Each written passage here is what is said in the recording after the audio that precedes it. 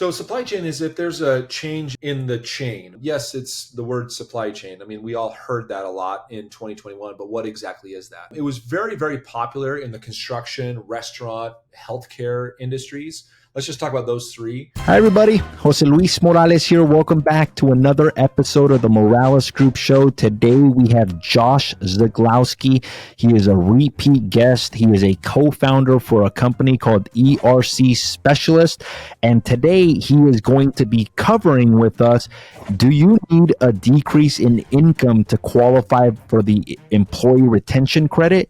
As well as what is a supply chain issue as it relates to employee retention credit. Now, for those of you that are not familiar with ERC Specialist is a company that specializes in helping business owners file and maximize their ERC credit.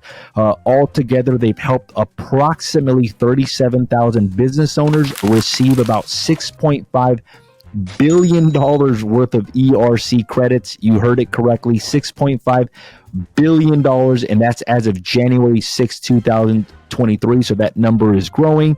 Now, before we get started, if you want to see if you qualify, you can take a free survey at ERCHelpNow.com. Once again, that is ERCHelpNow.com. Welcome to the show, Josh. How are you? I'm doing fantastic. How you doing? Good, man. Thank you for asking. So let's jump right into it. Does a business owner need to see a decrease in income to qualify for the employee retention credit? It's a great question. How it started, because this has been amended a few different times in 2021, how it started is, yes, that was the qualifier. You had to at least have a 20% decrease of revenue comparing your 2019 quarters to your 2021 quarters. But then over the course of 2021, they amended this a few different times where they added more qualifiers than just the revenue reduction. They added supply chain with a nominal 10% change in your supply chain. And then the other one was, or is, a government shutdown, whether it's partial or full. So there's different qualifiers now that's outside it's one of those three. It's not one or the next one or the next one. It's one of those three. And if you're less than 500 employees, you could qualify for up to $26,000 per W-2 employee on this.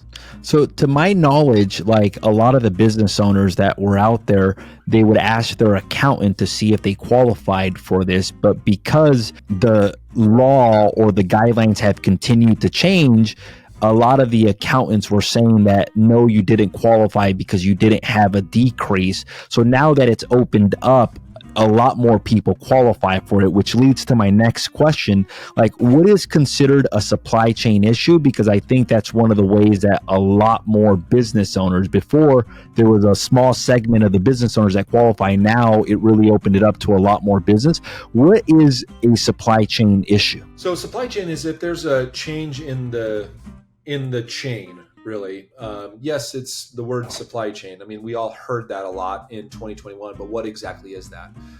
It was very, very popular in the construction, restaurant, healthcare industries. Let's just talk about those three. So restaurant, for instance, like I had a business in Washington they couldn't get tortillas. And they end up getting tortillas this is in Washington State, they end up getting it in Idaho. Now, the tortillas end up being cheaper, but because they had a supply chain, and they had to go find something else, and it disrupted their business, they were able to qualify for this credit based on that, and because that was nominal. Another one in healthcare is masks. Like there was certain places that in healthcare they had to shut wings down in clinics, in hospitals, because they weren't able to abide by the mandate that was given to them from the government, right? No matter if it was state, federal, or city, county, there was some sort of mandate coming from that governed body. And then the other one, what we say, construction. I mean, geez, that's like almost like an easy one, because you talk to anyone that, like a dentist's office, is like, they were doing a rehab. They actually said, we couldn't get supplies, but not just that, we were doing a rehab and we couldn't get cabinets. So we couldn't even move into certain areas. And so that hurt our income, even though we actually did pretty well financially when you look at year to year, but we could have made more money because we wanted to add that different parts of our business, but we weren't able to do that because we couldn't get cabinets for almost 16 weeks, even windows for almost 20 weeks. So it even applies to like car dealerships as well too, right? Yeah, like I had a car dealership, a couple of them out of, I think, of Ohio, but in the state of Pennsylvania, from my understanding, this is from what they told me, dealerships in Pennsylvania weren't getting new cars. So people were actually crossing the border into Ohio to get cars. And they then they had a supply shortage. The chips that were, a lot of cars sat in Louisville, Kentucky.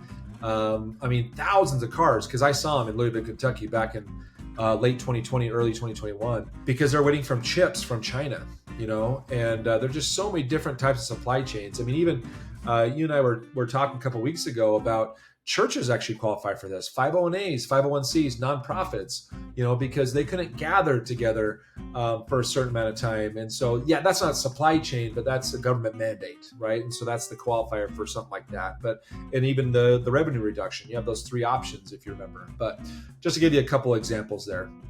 That's awesome. Well, for all of our viewers, if you want to see if you qualify and how much you qualify for, a rough estimate of how much you qualify for, please visit www.erchelpnow.com. That is www.erchelpnow.com.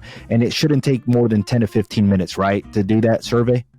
Let me add some to that. The one thing that when someone goes on there, don't pre-qualify yourself. Don't sit there and ask questions like, I wonder if I qualify or not. I got to talk to someone. Go do the survey. It takes you 5 or 10 minutes per EIN.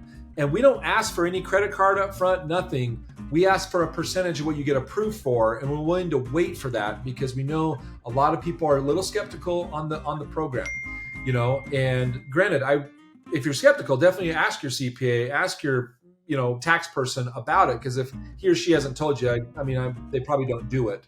But we specialize and we work with different tax professionals on that. But again, don't pre-qualify yourself. Go through it. Let the survey, let the questionnaire tell you whether you have a shot or not.